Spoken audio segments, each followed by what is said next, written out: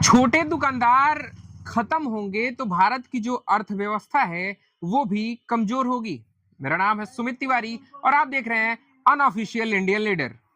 आज जो भारत का छोटा दुकानदार है वो सिर्फ व्यापार नहीं चला रहा है, वो अपने परिवार, अपने कर्मचारियों और देश की अर्थव्यवस्था को जिंदा रखे हुए है।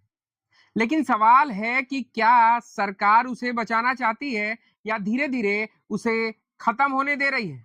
नमस्कार साथियों, आज मैं उस भारत की बात करने आया हूं जो टीवी स्टूडियो में नहीं दिखता है, जो शेयर मार्केट के जो ग्राफ होते हैं उन पे उनका कहीं भी ग्राफ नहीं होता है। मैं जो बड़े बड़े कॉरपोरेट इवेंट होते हैं उनमें भी वो नहीं दिखता है। मैं बात कर रहा हूं भारत के छोटे दुकानदारों की, उस किराना वाले की और उस मेडिकल स्टोर वाले की, या आप कह सकते हैं उस कपड़े वाले व्यापारी की जो सुबह सुबह दुकान तो खोलता है लेकिन रात तक सिर्फ इस उम्मीद में मेहनत करता रहता है कि परिवार का जो चूल्हा है वो जलता रहे। लेकिन आज भारत का जो छोटा व्यापारी है वो डर डर के जी रहा है। अगर जितने भी छोटे व्यापारी इस वीडियो को देख रहे होंगे और मेरी बात से सहमत होंगे तो वीडियो को लाइक और एक शेयर जरूर करिएगा। सबसे पहला जो उनके ऊपर डर का जो बोझ है वो है जीएसटी का बोझ। जीएसटी को वन नेशन वन टैक्स कहा गया था कि इससे जो व्यापार है वो और भी आसान होगा, ईज ऑफ डूइंग बिजनेस की बात हुई थी। लेकिन जो छोटे दुकानदार हैं उनसे जाके आप पूछिए, हर महीने की जो रिटर्न है उससे परेशान है, बार बार जो नियम बदलना है उससे भी परेशान है, सीए की जो फीस होती है, सीए कई बार उनको प्रेशराइज करता है तो सीए की फीस से परेशान है। पोर्टल में हमेशा दिक्कतें बनी रहती हैं, कभी स्लो डाउन होता है, कभी कुछ होता है, तो पोर्टल्स की दिक्कतों से भी परेशान है। साथ साथ जो सबसे मेन है कि पेनाल्टी जो उनके ऊपर लगेगी उससे कहीं ना कहीं छोटे जो दुकानदार हैं वो और ज्यादा परेशान है। छोटे दुकानदार के लिए जो जीएसटी है ना वो अब एक व्यापार नहीं रह गया है, वो एक तनाव बन चुका है, वो एक प्रेशर बन चुका है। बड़ी कंपनियों के पास तो उनके अकाउंटेंट की टीम होती है, लेकिन छोटे व्यापारियों के पास ऐसी कोई टीम होती है क्या? एक आदमी दुकान भी संभालता है, सरकारी कागज भी संभालता है, टैक्स भी भरता है और साथ साथ कंपटीशन भी झेलता है। तो क्या यही है नए विकसित भारत का नया बिजनेस मॉड्यूल, जहां पे वो सबसे ज्यादा इस समय जो दिक्कत है वो है कंपटीशन का। दूसरी जो सबसे बड़ी समस्या है वो है online companies versus local shops की। आज जो है अमेजोन है, फ्लिपकार्ट है और बड़े बड़े जो ऑनलाइन प्लेटफॉर्म्स हैं वो करोड़ों के डिस्काउंट सेल करते हैं, लेकिन मोहल्ले का जो दुकानदार होता है उनका मुकाबला वो कैसे कर सकता है? वो होलसेल से भी महंगा खरीदता है, इलेक्ट्रिसिटी बिल भी देता है, शॉप रेंट भी देता है और जीएसटी भी देता है। और दूसरी तरफ जो बड़ी कंपनियां के इन्वेस्टर्स के जो पैसे होते हैं वो लॉस में सामान बेचकर मार्केट कैप्चर कर लेती है। उसके बाद क्या होता है? धीरे धीरे हो क्या रहा है, आज भी आप करंट टाइम में आप देख रहे हैं 90% लोग जो ग्रामीण में भी हैं वो अब ऑनलाइन शॉपिंग की तरफ जाना चाहते हैं। इससे जो छोटे व्यापारी हैं उनको कहीं ना कहीं बिक्री के साथ साथ मुनाफे में भी बहुत ज्यादा नुकसान देखना पड़ रहा है। और जो सबसे बड़ी बात यह है कि अगर ऐसा चलता रहा तो जो मोहल्ले की दुकान है वो बंद हो रही हैं, लोकल जो रोजगार है वो खत्म हो रहा है और हो चुका भी है, और पूरा बाजार कुछ बड़ी कंपनियों के हाथ में जा रहा है। सरकार स्टार्टअप की बात करती तो है लेकिन छोटे व्यापारियों को सर्वाइवल तक नहीं दे पा रही है। तीसरा है जो सबसे महत्वपूर्ण है एक व्यापारी के लिए और सबसे महत्वपूर्ण है जो छोटे दुकानदारों के लिए, वो है बढ़ती हुई लागत, जो राइजिंग कॉस्ट है। दुकानदार का जो है वो किराया बढ़ रहा है, बिजली महंगी हो गई है, ट्रांसपोर्ट महंगा हो गया है, फ्यूल के प्राइसेस भी अभी हमको देखने को मिला है कि 8 से 10% पूरे इंडिया में अलग अलग जगहों पे अलग अलग बढ़ोतरी देखी गई है। लेकिन जो ग्राहक की खरीदारी है वो दिन ब दिन घटती जा रही है। मिडिल क्लास खुद दबाव में है, लोग जरूरत का सामान खरीद रहे हैं लेकिन लग्जरी आइटम्स नहीं खरीद पा रहे हैं।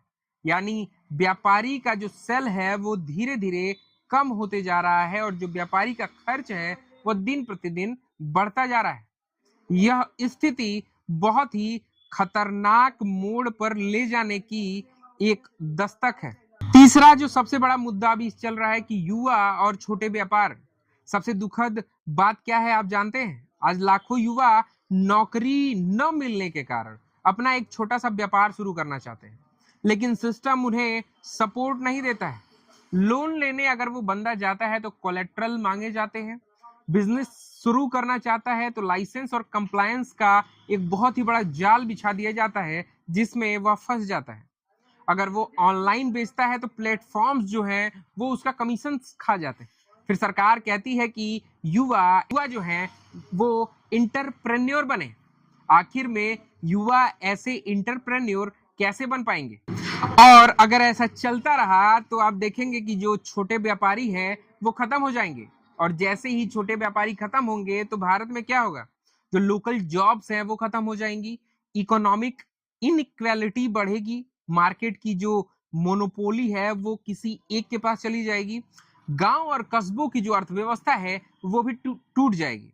भारत सिर्फ कॉरपोरेट इकोनॉमी बनकर नहीं चल सकता है, क्योंकि यहाँ की जो जनसंख्या है वो लगभग 140 करोड़ है, और जो बड़े कॉरपोरेट के इकोनॉमी के वाले लोग हैं उनकी तादाद बहुत कम ही। तो भारत की जो असली ताकत है वह है उसका लोकल मार्केट।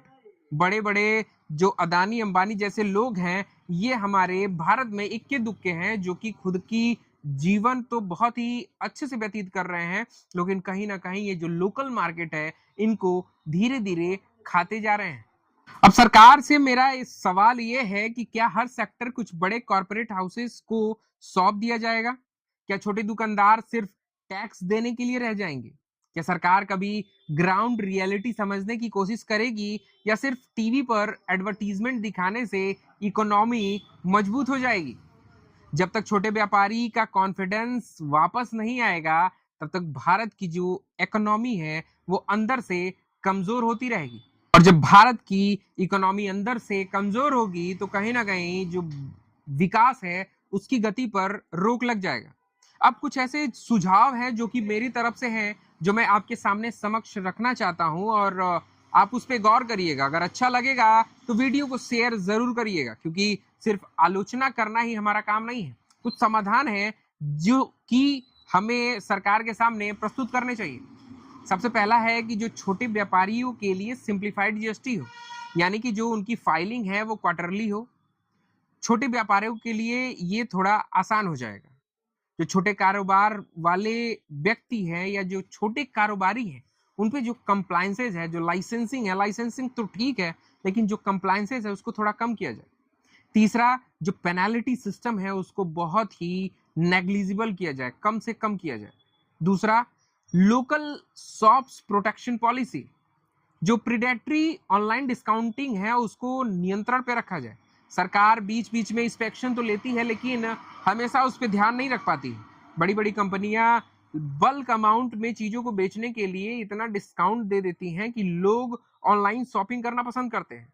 हालांकि जो छोटे व्यापारी होते हैं वो जो खरीदारी करके लाते हैं वो भी कभी कभी ऑनलाइन से महंगा पड़ता है। जो लोकल बिजनेस है उसको एक डिजिटल सपोर्ट मिले। वोकल फॉर लोकल सिर्फ स्लोगन में नहीं होना चाहिए, उसके लिए पर्टिकुलर गवर्नमेंट एक पॉलिसी बनाए। तीसरा जो मेरा सुझाव है कि सस्ता बिजनेस लोन बिना किसी बड़े कोलेट्रल के मुहैया कराया जाए। जो यंग एंटरप्रेन्योर्स हैं उनके लिए लो इंटरेस्ट क्रेडिट दिया जाए। बिजली और किराए में भी राहत होनी चाहिए, जैसे स्मॉल कमर्शियल यूजर्स को सब्सिडी मिले। छोटे दुकानदारों के लिए स्पेशल टैरिफ हो, डिजिटल ट्रेनिंग। छोटे व्यापारी को फ्री डिजिटल बिजनेस ट्रेनिंग मिले।